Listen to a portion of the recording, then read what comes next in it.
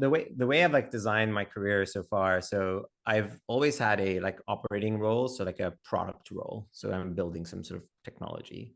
And then in parallel, I've been like investing in the earliest stages of mostly early stage businesses across the world, but particularly in emerging economies. So I've invested in about 75 businesses across Africa at the seed stage. Started off all with my own capital, and then over the last like 4 years, like I now have external investors that are investing alongside me, and I've always done that in addition to building. Mm. So I almost the way I think about like my own kind of path and the way I spend my time is I enjoy building things.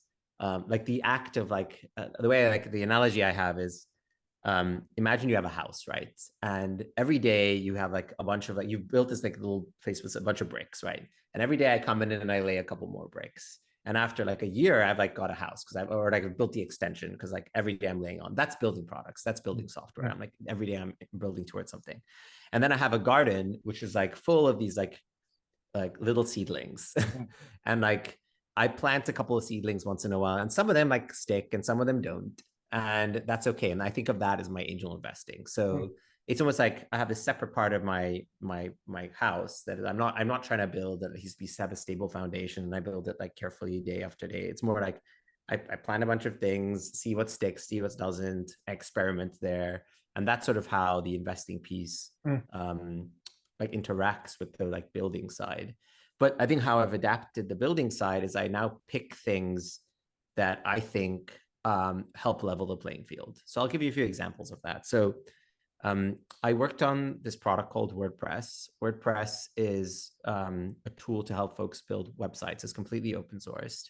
And so I was the product lead for that. And I think when I started working on it, it was like 25% of all websites in the world, which is pretty substantial, but grew up to 45%.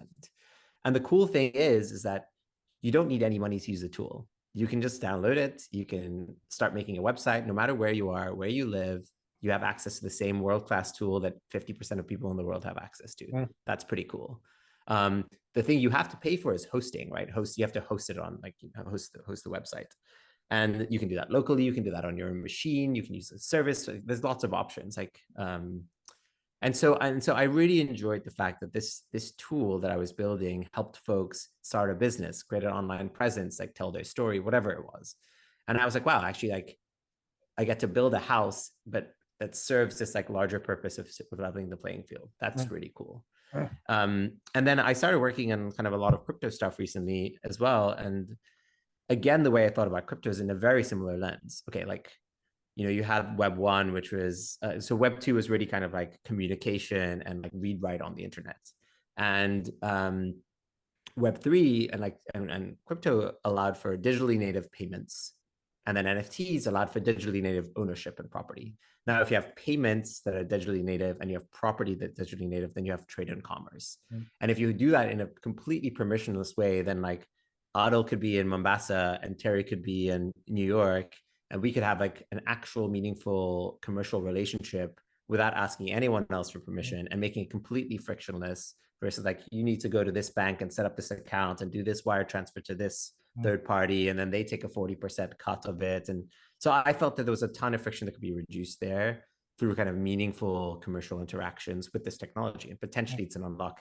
Now I think it hasn't actually materialized in that way where like there's been a bunch of issues with crypto, but the foundations behind it make still a ton of sense to build like trustless transactions in collaboration with folks around the world. So again, like I'm like I think I'm a technologist and I'm an optimist, and I try and find things that I think could have like massive unlock potential to leveling the playing field.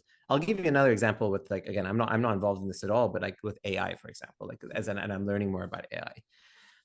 To train enough doctors to look after like everyone in Africa would take at least 30 years. So there's a dearth of doctors in Africa.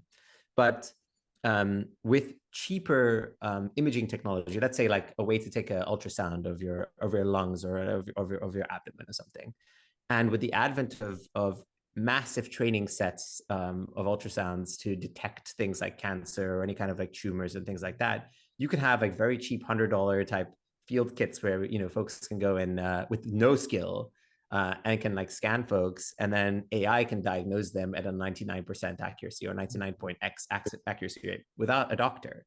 And so people who are poor, who don't have access to medical care, can get access actually to like hundreds of years of training data in an artificial intelligence like format that will massively improve healthcare across the continent. So I think of things like that, and they, again, go back to like the mindset of leveling the playing field. And so I have a couple of investments in companies that are doing some of the diagnosis stuff, and now they're using some of this AI technology to help with diagnosis, and those types of things really appeal to me. Yeah.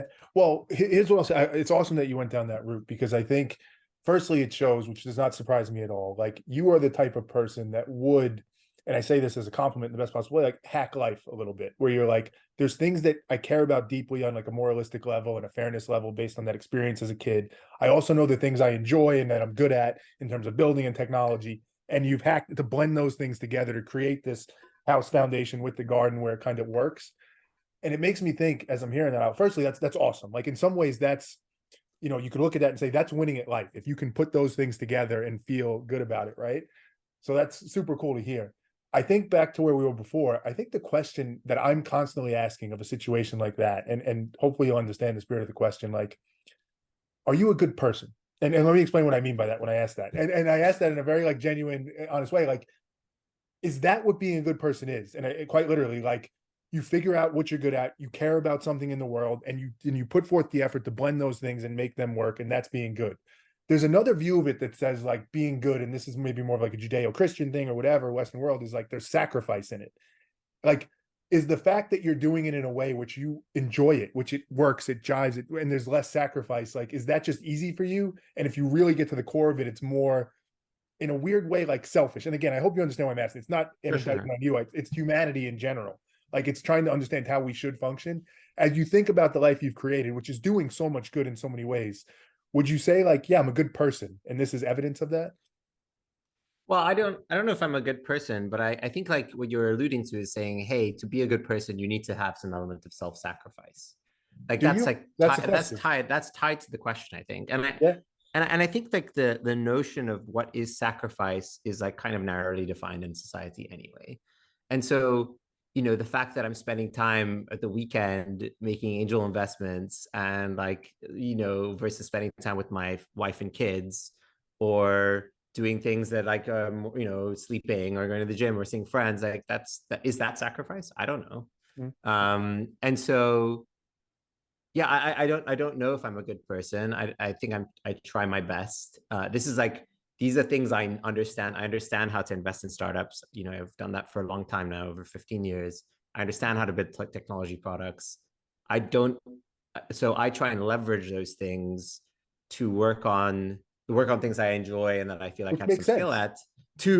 at, but in a place where I feel like I can have outsized impact, that I think others aren't doing it not in the same sort of way.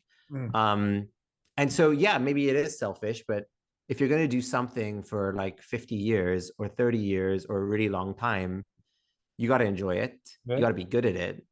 And maybe by being selfish, you can have a bigger impact because you can do it for longer in a way that like makes you happy along Yeah. the journey.